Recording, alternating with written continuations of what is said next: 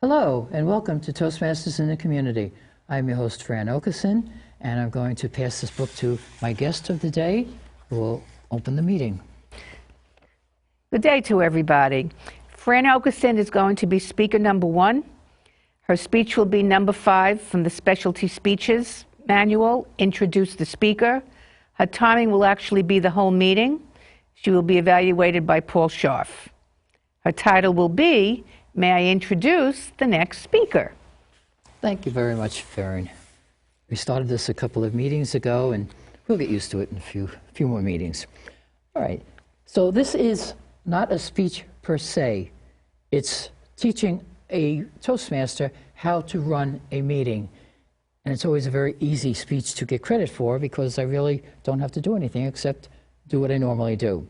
So my second speaker today is Fern Rashkova, who had a very long ride today, and we do appreciate you coming from way out in Long Island, almost in Long Island. You're doing speech number 2 in the basic manual, Organize Your Speech. You have 15 minutes to do part 2 of the speech that you started, when was it, in September? Mm-hmm. We always pay attention to the 9/11 because in our district we lost 5 clubs in the towers, and we always remember the 16 people that were lost on that unfortunate day. Your evaluator is Kevin Thompson. And you said you had so much to talk about your trip to Gander that you would like to come back and go on with your story. So your title today is What a Lesson in Humanity. Let's all welcome Fern Rashkova. Thank you, Fran, and Toastmasters and viewing audience. What I would like to do today is give you a few more statistics about 9/11, but not belabor that as much. I'd like to talk to you and give you a brief history of Gander Airport in Newfoundland, and then end with a very interesting story and a little surprise. At 9:15 a.m. on 9/11, the New York City airports were closed after both towers were hit. After the Pentagon was hit at 9:37 a.m., all American airspace was closed. At that time, there were about 4,500 planes in the air. That would be your jumbo jets, and there would be your little planes and your Cessnas and corporate and private jets as well. There were 400 flights, international flights, that were headed towards America, North America. Most of them were coming from Europe. What we were not thinking about in New York was, were there terrorists on the other airplanes? Canada was thinking that, but Canada let these planes land anyway. About 150 planes were given the choice to return to Europe if they were foreign carriers. All the American carriers had to land in Canada. Some of the cities they landed in, of course, were Gander and St. John's, which is in Newfoundland, Ottawa, Toronto, Winnipeg, Vancouver, Montreal, Ottawa, Halifax. There were about 6,600 people that landed in Gander in those 38 planes. Now, the air controllers, we don't think about this stuff. The air controllers, they really had a job to do. It's hard enough getting these planes to land on a schedule, but when the whole schedule changed, they really had to orchestrate that one plane landed at a time and that every plane landed safely. And the airport at Gander, if you Google it, you will see it looked like a parking lot. One plane next to the other, next to the other. So let's take a look at the history of Gander Airport. It opened up in 1938. And in 1938, the Gander Airport, that was considered the largest airport in the entire world. It played a very important part in World War II. All the supplies and troops traveling from U.S. to Europe had to stop in Gander to refuel. Because in those days, in the 40s, the 50s, and even the 60s, planes coming from North America had to stop in Gander and refuel because they could not make the transatlantic trip to Europe without refueling. That is why Gander became so important. Before the Gander Airport, there was no town. There was nothing. The town was built upon the building of this wonderful airport. Now, in the 1960s and 70s, this was interesting. Gander became a location for defectors from Eastern Europe and Cuba. They came into Gander first before they came into the United States or Canada, wherever they were going. In the 1980s and the 1990s, the airport continued to be a refueling stop for the American military and charter flights. Now, in the 70s, the things started changing at Gander Airport, and it kind of sort of began its demise because that's when the jumbo jets were being built. And those jumbo jets could make it across the Atlantic, so they didn't need to stop anymore on the way to Gander. So we're talking military, private jets, charters, et cetera, that were stopping off in Gander. Since the 1990s, we've had all those corporate jets and private jets. You've had lots of heads of state. Even Castro stopped off in Gander, and he was taken by somebody at the airport for a little sightseeing trip around Gander. Today, if there's a medical emergency or a mechanical issue coming from Europe, all the planes are going to stop in Gander to take care of the problem. Since the year 2000, this is very interesting, Gander has been designated as an alternate landing site for any shuttle landings. Interesting. Now I want to get back to 9/11, a little more statistics. The idea is when those 38 planes landed in Gander, the Canadian officials figured they're going to be there a couple of hours, then the U.S. will open up the airspace. Of course, we know that didn't happen. Gander's mayor, the constable at the time was a man named Oz Fudge, and I talked to you about him last time. I told you that I had met him. And other town officials quickly made a plan to take care of these 6,600 people. Gander only had 500 hotel rooms. Gander's population was 10,000, and they needed to take care quickly of 6,600 people. The hotel rooms went to the airline crew because they needed to be well-rested, well-slept, and well-fed to be ready to take off at a minute's notice when the airspace prohibition was lifted. The schools were immediately closed in Gander and the surrounding towns, and a lot of the churches, the schools, community groups were turned into shelters to take care of these 6,600 people. There was even a summer camp in Gander that could house about 500-600 people, and some people went there as well. The Red Cross and the Salvation Army, of course, were put on notice and to take care of everybody. The first plane landed in Gander at 11 a.m. on 9/11. The pilots then told the passengers what was happening. When the passengers, when you take a flight, you want to call a cab, you turn on your phone. Nobody had cell phone service because they were in Canada at the time. Remember, this was 17 years ago. We didn't have the smartphones then. So if you weren't on the Canadian plan, your phone wasn't working. The Royal Canadian Mounted Police would not take anybody off the planes until they went through double and triple security. And only one plane at a time would be emptied because now people had to be registered. The Red Cross, person by person, would figure out where each person was going and write their name next to the shelter, so everybody would be accounted for. The last people to exit the last plane, they were on the plane for 30 hours. That included their flight time. At the time, there was a school bus strike occurring, a very nasty school strike. But the minute the bus drivers were told about the planes landing in Gander, they immediately called off their strike. And they took all the plane people, as they call them, to all the various shelters. And then when everybody went home, they went back on strike. Hopefully they got what they wanted. So now the word goes out to the community for donations. You've got all these people staying at the shelters. You need blankets, you need towels, you need sheets, you need pillowcases, we need cots, we need air mattresses, etc. And the people of Gander responded at once. They went home and they emptied out all their drawers and their linen closets and donated whatever they could to provide comfort and shelter and safety for all these 6,600 people. Not all the high schools had shower facilities. So people in the town were offering people, come to my house, take a shower, I have to go to work, lie down, take a nap, you're hungry, go to the fridge, use my computer, do whatever you want and relax. One woman even offered her car to somebody. And the man said, "How could you offer your car to a perfect stranger?" And the woman replied, "We live on an island. Where are you going?" I thought that was very clever. They expected nothing in return. They did everything from the heart. This was a lesson in humanity. Now, what I'd like to do now is I'd like to tell you an interesting story. But before I tell you the story, I'm a teacher. I'm a retired teacher, and I do substitute teaching at my school at PS 86 in Jamaica, New York.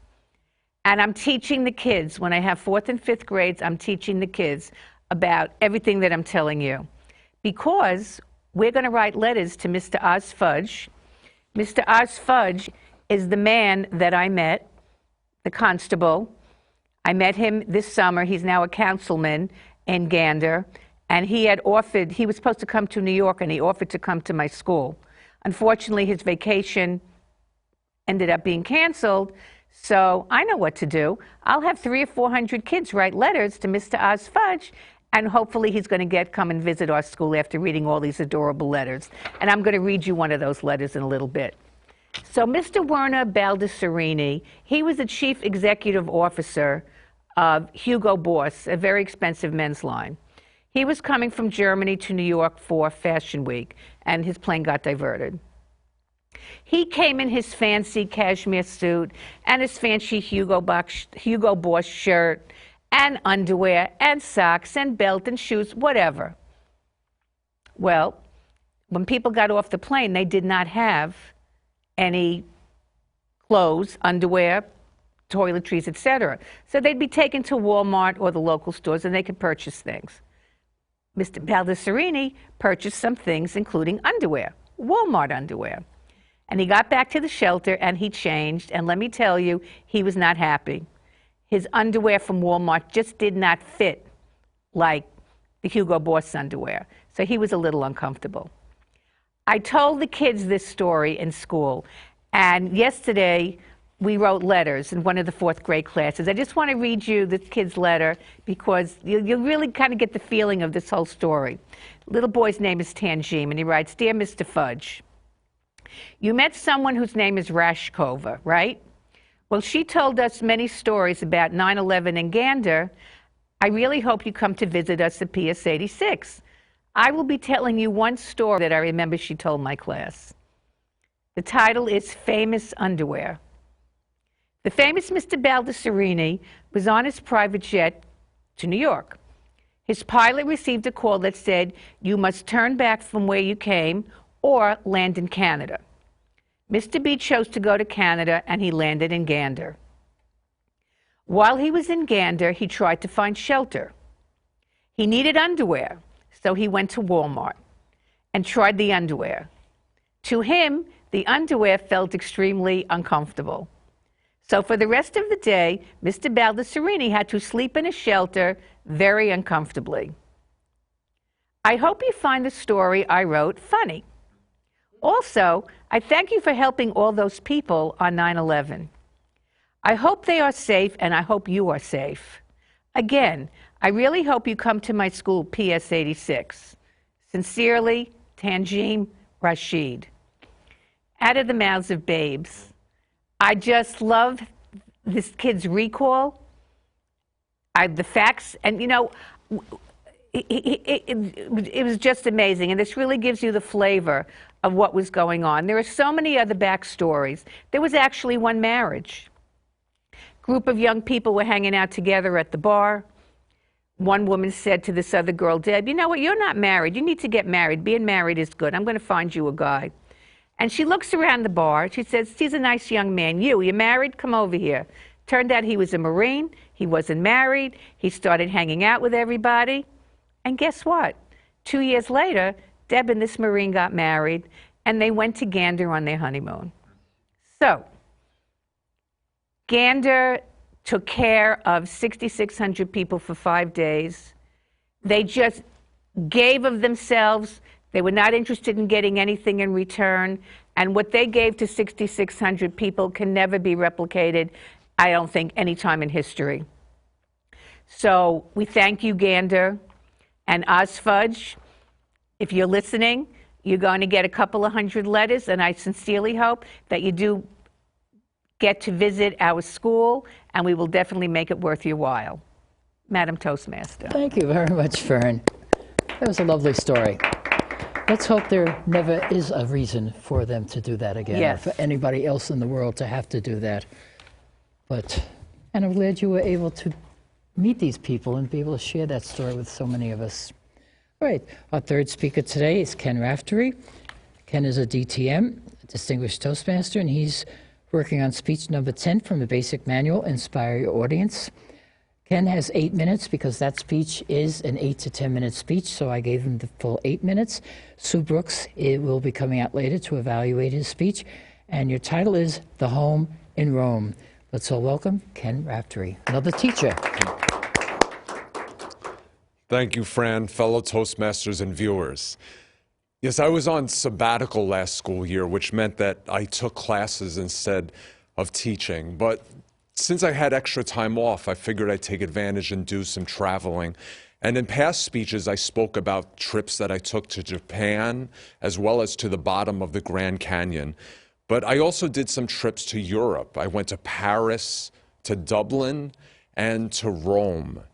Now, of course, if you've ever been to the latter city, you're probably familiar, everyone knows about the Colosseum, the Vatican, and the Papal Audience, the Forum, the Pantheon. And through guidebooks, I was also aware to look out for the Trevi Fountain, the Mouth of Truth. Everyone remember that from the film Roman Holiday? The sacred steps, which they say that Jesus climbed once. The Moses statue. But they say that a funny thing happened on the way to the Forum, and a funny thing happened to me during my trip when I unexpectedly came upon what I like to recall as the home in Rome. And may I say that this home did not have any human residents. Now, let me explain. Frommers publishes several books called 24 Great Walks in Rome, New York, Dublin, Paris, etc. So I was doing a walk from the Rome book. And at the very end of the walk, the book said, you now came across the ancient ruins of Largo di Torre Argentina. It actually is the spot where Julius Caesar was assassinated, and it dates to 400 to 300 BC. Apparently, Mussolini had ordered some excavation sometime in the 20th century, and they found these ancient temples underground. But something interesting happened over the years. A bunch of cats moved in to the ruins. And let me pause for a minute to read something from the pamphlet, because it turns out what I unexpectedly came upon was known as the Torre Argentina Cat Sanctuary. So it says, visit the place where emperors once ruled and cats now reign. The Torre Argentina Cat Sanctuary, located in the heart of Rome, is home to hundreds of cats that live amongst the ancient temples. All the abandoned felines are spayed, neutered, and vaccinated. An international group of volunteers welcomes visitors to the underground shelter. The sanctuary is open to the public from noon to 6 p.m. every day of the year. The cats of Torre Argentina are waiting for you. So I walked in, and one of the volunteers said, welcome. We are home to 150 cats. And she said, if you'd like to go in there, that is our room where we have cats that need special care. So if we could see the photos now, you're going to see some of the cats that were in the special care room. I think that cat's name is Vincenzino. Note the nice Italian name. And you'll be seeing Lumicina and Jackie.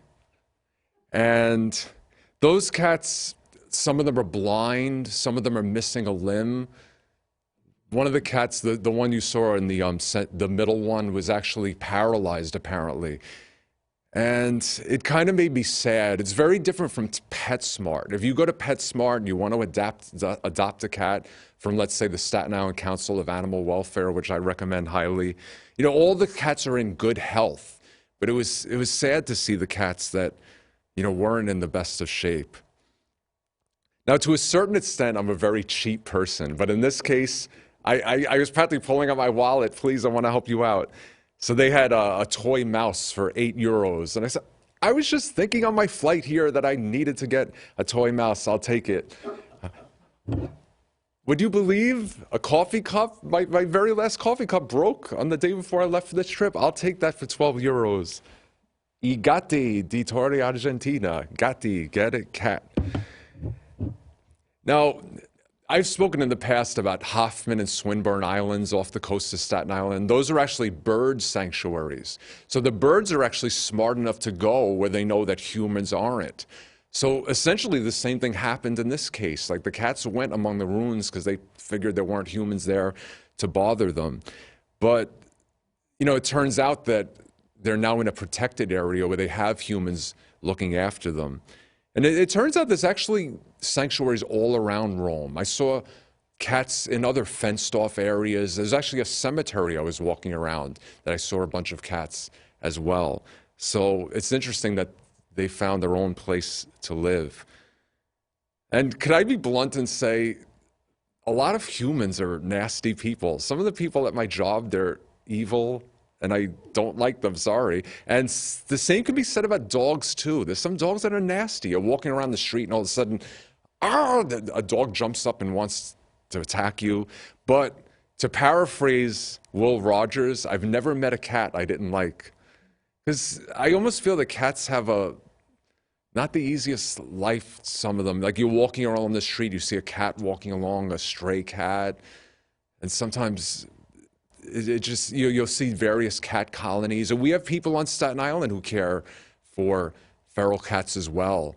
But I don't know, do we have a cat sanctuary on Staten Island, a place where people welcome injured cats, etc.?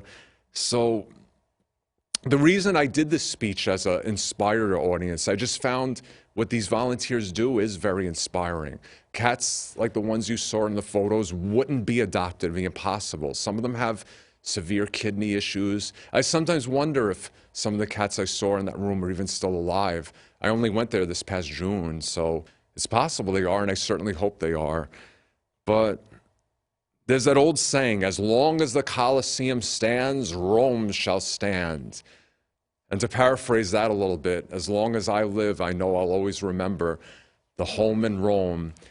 And I encourage you to visit the website, romancats.com, where you could find out more information about the Torre Argentina Cat Sanctuary, as well as some of the other cat sanctuaries found in the city of Rome.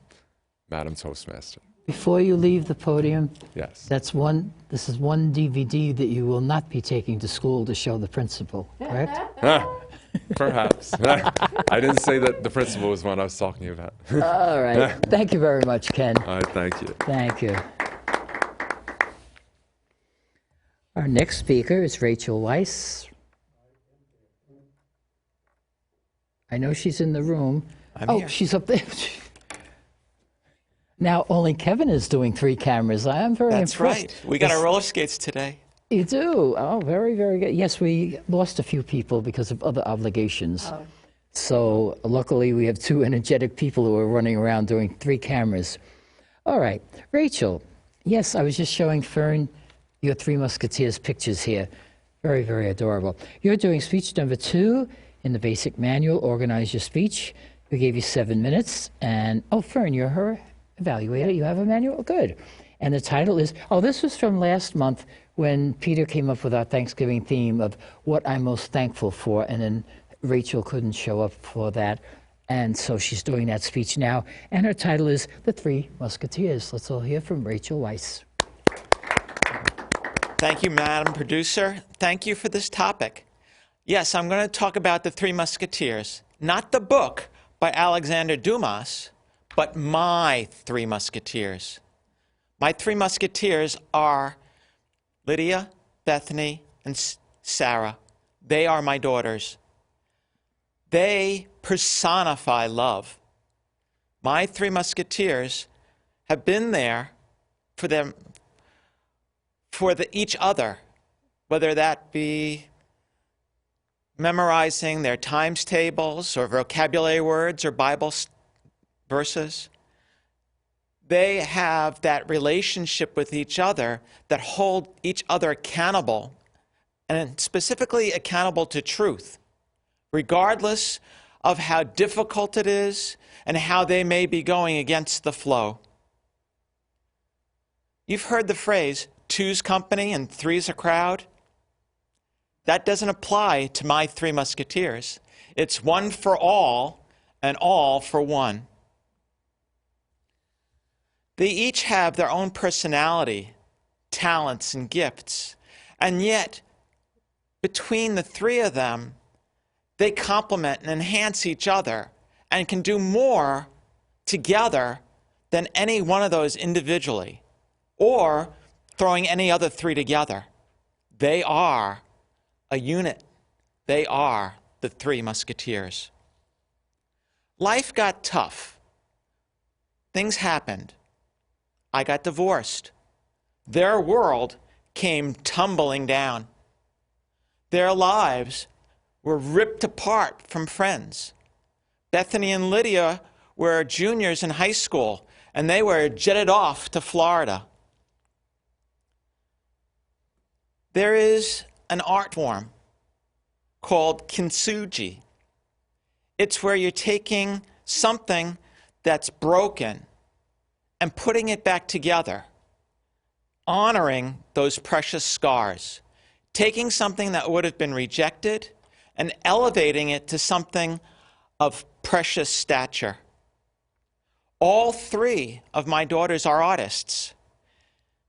And I wanted to just give you a little bit of a glimpse how Bethany took a broken heart and was able to mold and fit it back together again and make something beautiful. The philosophy behind kintsugi is wabase, seeking beauty in something that's flawed, broken, incomplete, imperfect.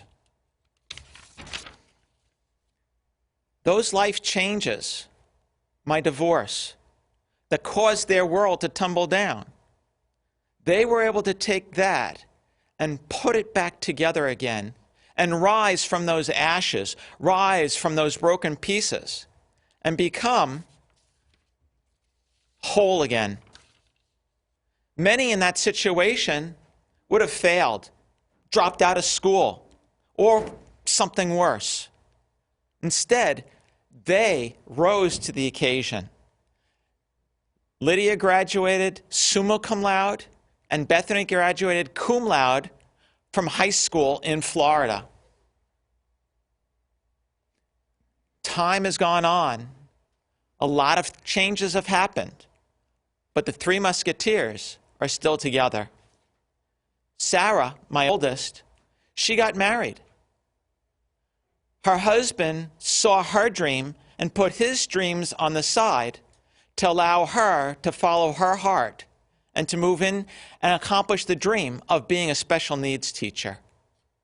I'm happy to say that he was able to take that dream of his and, with the family, complete his degree in business this past year.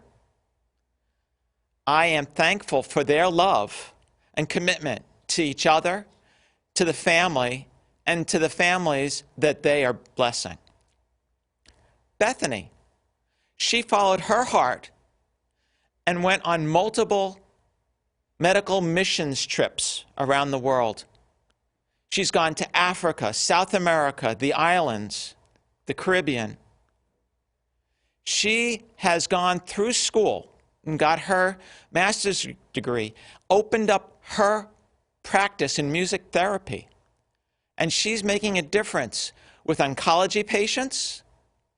And to balance things out, she has an aftercare program for children with ADD, ADHD, or autism, and helping them focus and be successful in life.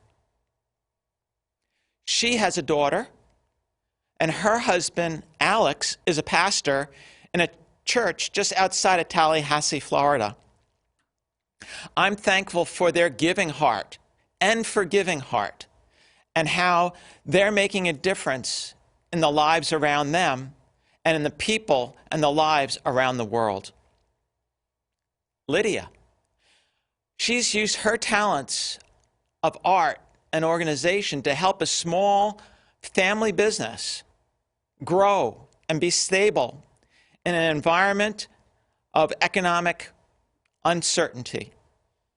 She has been able to find her soulmate and get married. And then this past September, yes, Labor Day weekend, gave birth to my 4th grandson. They have a relationship that's now just starting to grow. And I look forward to being able to see the blessings as their growth in life and growth in family go on. I'm thankful for their personifying resilience and persistence. I'm thankful for my 3 musketeers, their sisterhood, that bond that spans miles and our hectic lives. I love them, and I'm proud of the women that they've become and how they portray that beauty, that kintsuchi in their lives and into the lives of those that they touch. I wish to wish you happy holidays and a Merry Christmas. Very, very much, Rachel. And I am thankful for my son who came up with that theme for that meeting. And I appreciate knowing more about you than we did before. You're welcome. Thank you very much. All right. And our final speaker on this meeting, we will have another meeting in the afternoon, is past District Governor Paul Scharf, our first District 83 governor. Nobody can take that title away from him. He was the first. And Paul Scharf is a DTM 6 times. He's a past district governor. Paul, you're doing speech number 7, research your topic from the basic manual. And again, you're doing what Peter had asked, what are you most thankful for, because you weren't able to attend last time. You have 7 minutes. Ken Raftery is your evaluator.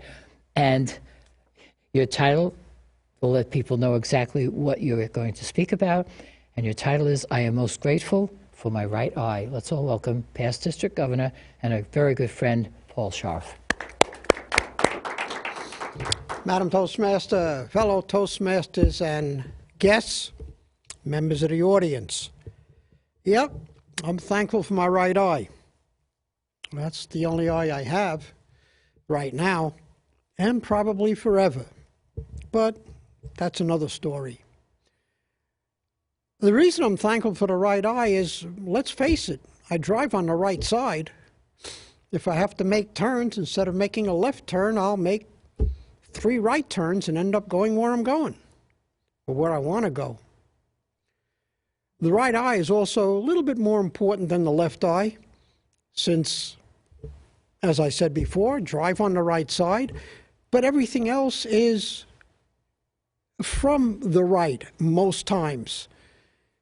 One of the problems, I'll tell you, is that having just the right eye makes it a little hard to look at the left and sometimes to grab for a glass of water or a cup. Having only one eye, you lose perception and you lose the ability to really see exactly what you're going for. So that's a little bit of a problem. Other than that, again, being thankful for the right eye, drive on the right side. If I have to go left, I make 3 right turns, and I'll end up going to the left. That takes care of that. Driving, as I said, and you know, we do drive on the right side, so that makes it a little bit easier.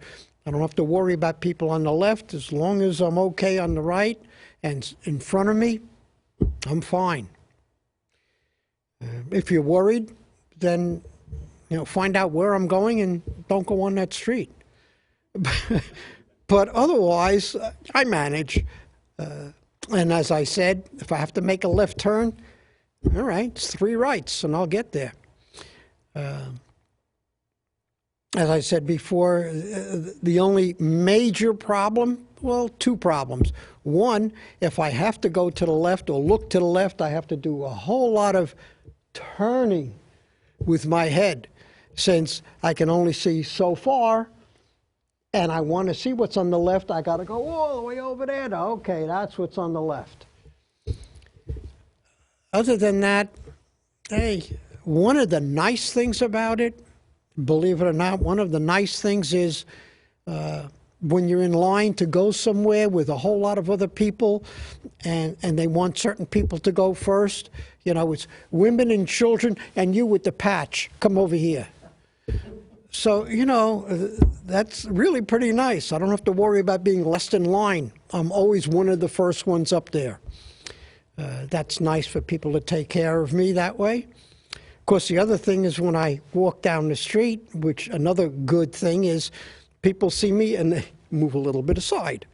So I really have pretty much of a straight line when I have to walk or go from one area to another. People are not standing in front of me, or people see the patch and they say, oop, they move on the side. You know, and as I said before, if you're in line to go somewhere, it's women and children, and you with the patch, come over here. So that helps. There are a couple of little problems. As I said, looking to the left, I have to really turn to the left so that my right eye can see what's on the left side. The other thing is grabbing, and as I mentioned that before, the depth perception is a little bit off, so I usually have to go a little bit slow to get to the cup, to get to the glass, or to get to whatever I have to pick up, because I'm not sure if I'm exactly right there until I feel it and touch it.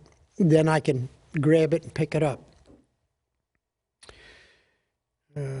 As I said, the good things about just having one eye or having a patch on the other eye is people are cognizant of it, and they step aside, they move aside. And as I said before, women and children and you with the patch come first, and other people can go after me.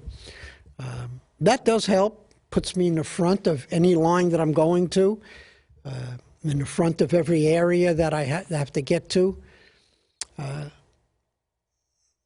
The major problem, which does bother me, really does bother me on the neck, is I have to do a lot of left turning to get to what I want to see or do on the left side. And the neck gets, by the end of the day, that neck is a little bit tired of keep moving to the left. And as I said, there are good signs or good things because of having this. Walk down the street, people step aside, people see the patch, all right, let's take care of him, make sure he gets where he's got to go. Sometimes I think about, even if the eye was good, that patch does help. Gets me in front of the line, gets me first, gets me in front of anybody else, so why not?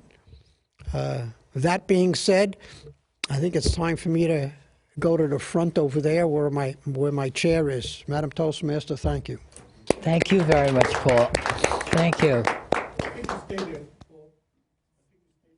You are my evaluator, Paul. Do you have my manual? Will someone bring my manual up to Paul, please? Stay. No, don't go back to the lectern. All right. They're saying something. We're going into the evaluation portion. Yeah, but I need the manual.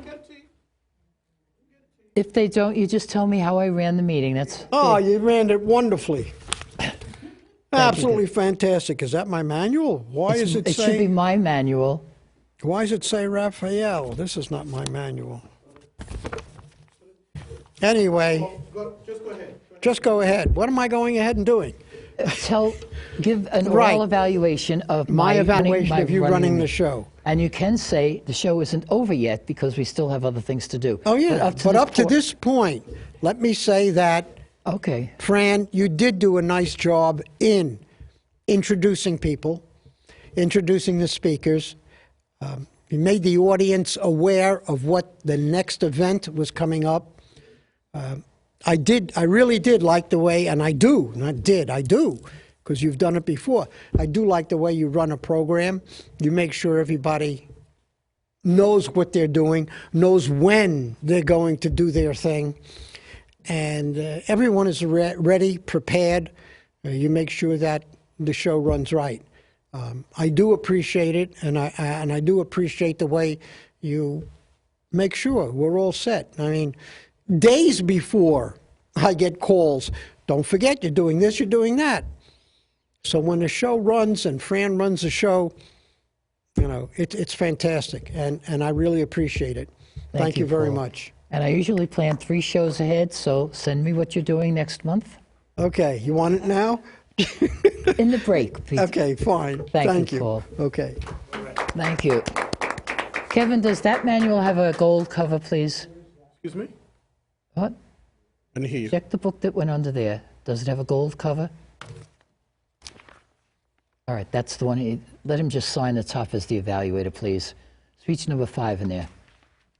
No, give it to Paul and let him sign. Well, I'll give it to him when I'm done. Yes, he has to sign it because he was my evaluator. All right, our second evaluator is Kevin. I'm so glad you're there already. And you were evaluating Fern Rashkova's speech, and we heard him giggling back there, didn't we?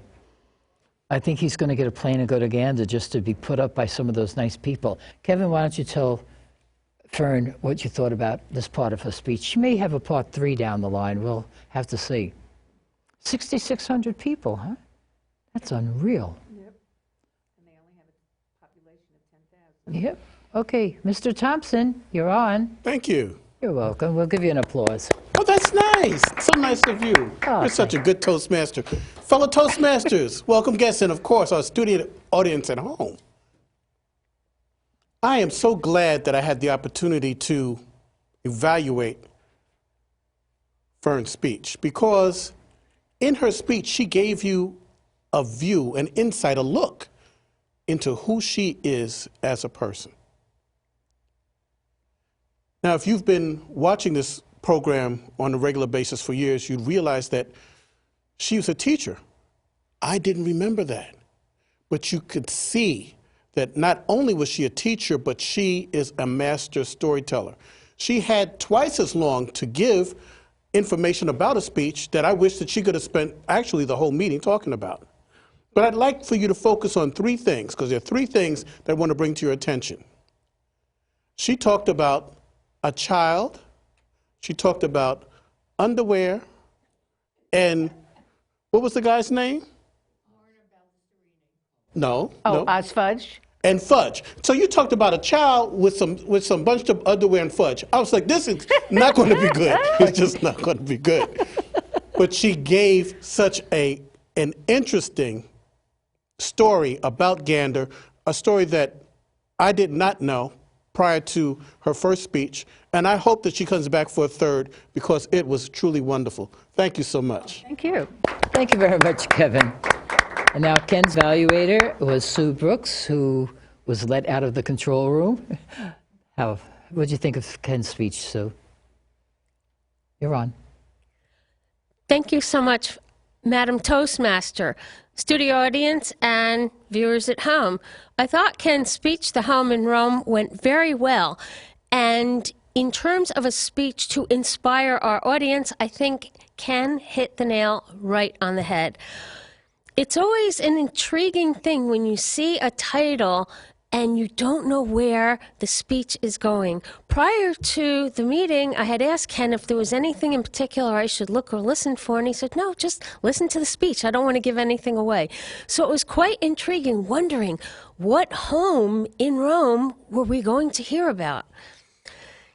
I like, Ken, how you told us about your travel to Rome and how you consulted with the guidebooks and found out about this animal sanctuary. Then I knew, aha, also being an animal lover of cats and of dogs, I found it particularly intriguing. What was wonderful about the speech was the ability to inspire us with the guidebook, reading from the guidebook, showing us the prop of the mug. It helped reinforce your message and personalizing it by sharing those beautiful photos. If I could perhaps decide on one thing you could improve upon, it would be perhaps a little bit stronger call to action. What do you want us to do? Visit Rome, visit the home in Rome, adopt a cat, visit our local shelter. I would have liked to have heard that message, but overall, I think it was a wonderful story, and I'm definitely looking forward to seeing and hearing from you again. Thank you. Thank you very much, Sue. Now, Fern, you're Rachel's evaluator, and tell us what you thought about her Three Musketeers. Yes, Madam Toastmaster and viewing audience, Toastmasters, and of course, Rachel. You are an amazing writer. The way you put words together in a sentence has so much impact and meaning. It's unbelievable. You gave us a beautiful tribute to your daughters, comparing them to the Three Musketeers, them being a unit and complementing each other. You just painted a beautiful, beautiful picture. Your analogy of the Japanese art form was spot on. Taking broken pieces at a hard time in your life and putting it back together again with beauty. My suggestion for improvement, everything was great, but I felt that your introduction was very weak. I think within the first 30 seconds, you need to get into that Three Musketeer unit complementary kind of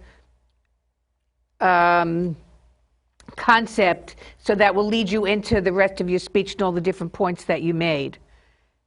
The conclusion was fine. You left us someplace, the organization, one after the other. We learned about each kid. We learned about the unit.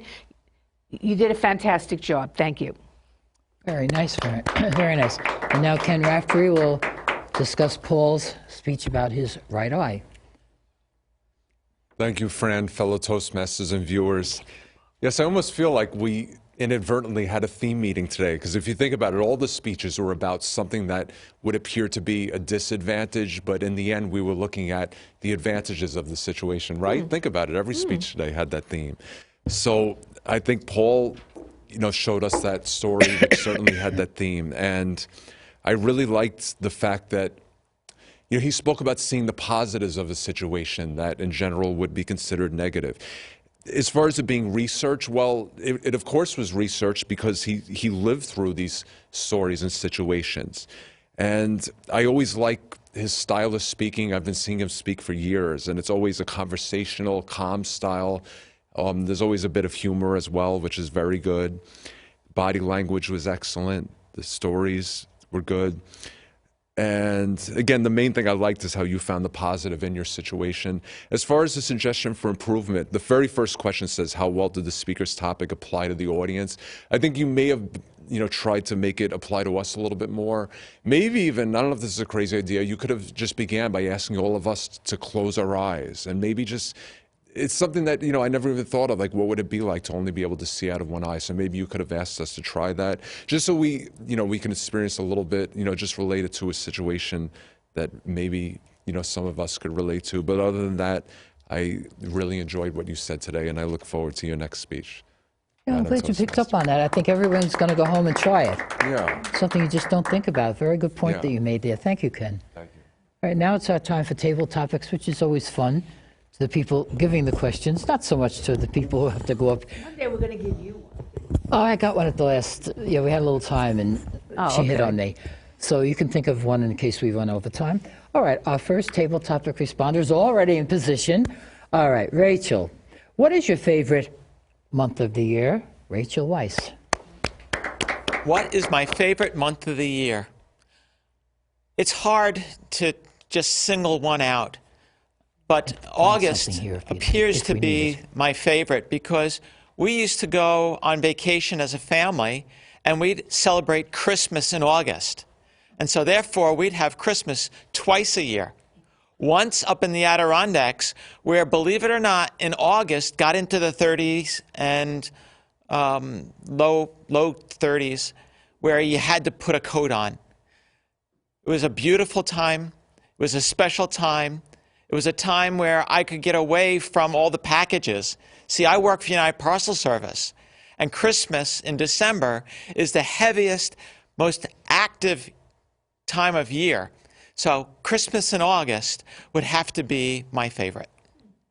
I've heard of Little Christmas, but that's going a little bit in the wrong way. Thank you very much, Rachel. I never know how they're going to respond to these questions. I have fun making them up. Mr. Director, Isaac, hello. See, we let you out once in a while, don't we?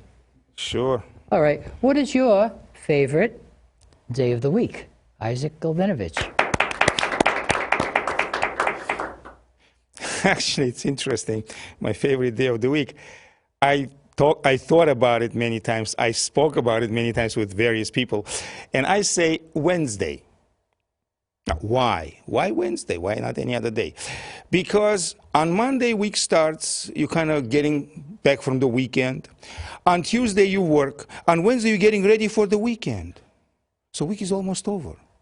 Thursday, you're kind of getting prepared. Friday is a weekend already. You come home and that's it. It's done.